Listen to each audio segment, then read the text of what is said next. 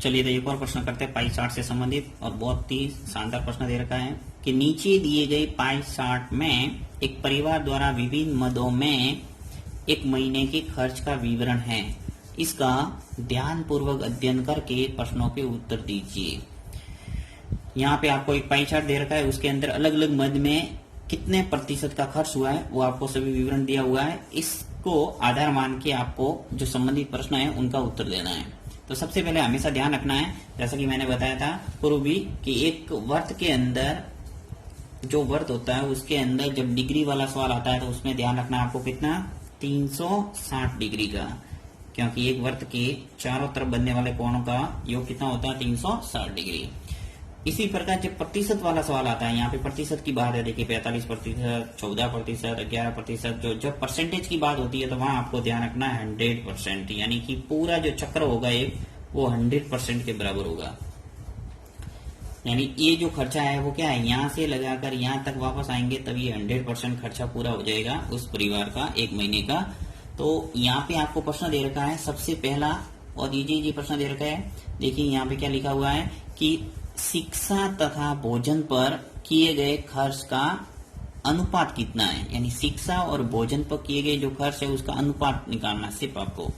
तो यहाँ पे आपको पाई चार्ट के अंदर देखना है कि शिक्षा का अनुपात कितना है और भोजन का अनुपात कितना है। तो शिक्षा का अनुपात कितना है, देखिए 50%, 15%, तो यहाँ 15% लिख दिया अपन ने, फिर अनुपात लिख लो। अब यहाँ तो अनुपात ही निकालना है तो ज्यादा कोई करने की जरूरत नहीं है। भोजन, तो भोजन का लिख लेते हैं अपन 45%, ये भोजन का है और ये शिक्षा का है। आपको शिक्षा और भोजन का पूछा है तो मैंने लिख लिए दोनों। अब सिर्फ आपको अनुपात निकालना है तो अनुपात सरल कर देते हैं, देखिए 15:45 अगर क्वेश्चंस में लिखा हुआ है, ऑब्जेक्टिव टाइप प्रश्न आते हैं उसमें ऑप्शन में है तो अब ये भी सही है। और यदि इसको सरल करके लिखा हुआ है तो सरल करके लिख सकते हैं, देखिए 15 का भाग दोनों के अंदर जा रहा है, एक बार गया और 15×45 यानी 3 बार चला जाएगा, तो 1:3 इसका जो उत्तर है वो सही है।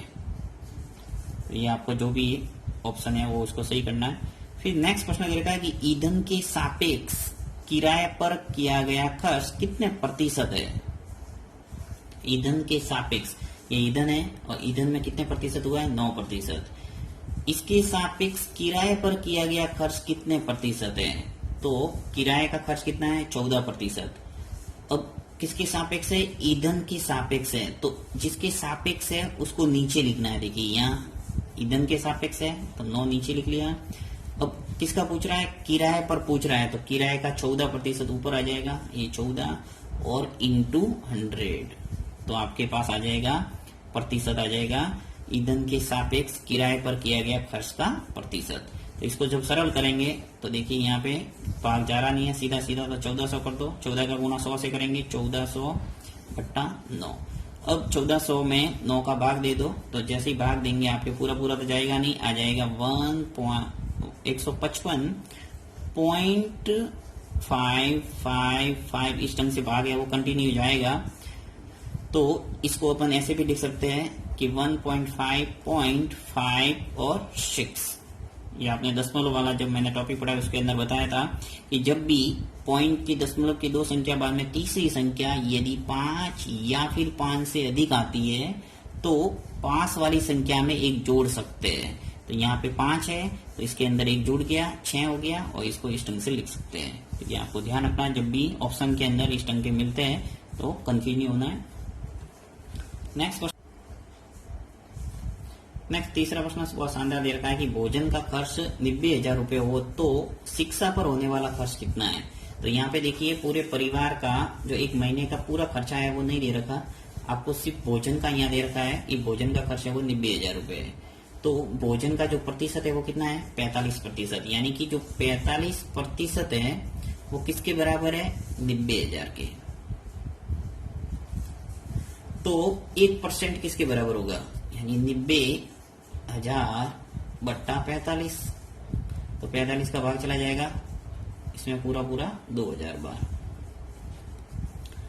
यानी कि 1% बराबर आ गया अपने 2000। अब आए तो अपन 100% निकाल के पूरे परिवार का एक महीने का पूरा खर्चा भी निकाल सकते हैं अब यदि मैं 100 से इसको गुणा करूंगा तो पूरे परिवार का आ जाएगा 1 महीने का पूरा खर्च, यानी कि 2 लाख रुपए पूरा खर्च हो गया जाएगा। फिर साथ में आपको जो जो पूछा है वो सब निकाल सकते हैं। यहाँ पे सिर्फ पूछा है आपको शिक्षा पर होने वाला, ये आपको पूछा क्या है, शिक्षा पर होने वाला खर्च। तो शिक्षा पर होने वाला खर्च निकाल देंगे। देखिए शिक्षा पर कितना है 15%, तो 15 से गुणा कर दो, इसको 15 से गुणा कर देंगे तो आपके आ जाएगा शिक्षा पर होने वाला खर्च। तो 15 का गुणा करेंगे 2000 से तो क्या आएगा 30,000। तो 30,000 का खर्चा है शिक्षा पर। फिर शिक्षा का नेक्स्ट चौथा प्रश्न कि शिक्षा का संबंधित सेक्टर कौन है, यानी कि जो शिक्षा का 15% है वो कितने डिग्री कोण है, ये यहाँ पे अगर मापे तो कितने डिग्री का कोण बनेगा, ये आपको पता लगाना है। तो उसके लिए आपको ध्यान रखना हमेशा, ये जो अभी बताया कि इस बिंदु की चारों तरफ 100% है, साथ ही इस बिंदु की चारों ओर बनने वाले कोणों का योग कितना होता है 360 डिग्री। ये दो बातें हमेशा पाई चार्ट के अंदर ध्यान रखना है। तो यहाँ बात है वो 100% है, वो किसके बराबर है 360 डिग्री के, राइट। तो 1 डिग्री है वो किसके बराबर होगी 1%, सॉरी 1% किसके बराबर हो जाएगा 360/100। तो जब 0 से 0 कैंसिल हो गया, 1 शून्य बचा नीचे, तो 1 पॉइंट लगा सकता हूं मैं, तो 3 पॉइंट आ गया 6, एक संख्या बनने पॉइंट लग गया, यानी कि 1% है वो किसके बराबर है 3.6। तब आपको निकालना क्या है कि शिक्षा है वो कितने प्रतिशत है 15%। तो 15%, 1% जब 3.6 है तो 15% कितना हुआ, तो 15 का गुणा कर दो। तो यहां से अपन गुणा करते हैं 3.6 का 15 से गुणा करते हैं, कितना आता देखते हैं, 6 पंजे 30 हासिल का 3 15 और 3 18, फिर 6 और 3 0 14 और ये 5, एक संख्या वाले पॉइंट लग जाएगा वापस, तो आ जाएगा ये 54, यानी कि उत्तर आपके आ जाएगा 54 डिग्री। सेक्टर कोण कितना है 54 डिग्री, ये आंसर आपके। शिक्षा पर संबंधित सेक्टर कोण पूछे जाए तो क्या लिखेंगे 54 डिग्री। कुल मिला के आपको क्या करना है 1% का संबंधित कोण निकालना है, और उसका जो भी पूछा जाए, जैसे भोजन का पूछा तो 45 से गुणा करना है, ईंधन का पूछा तो 9 से गुणा करना है।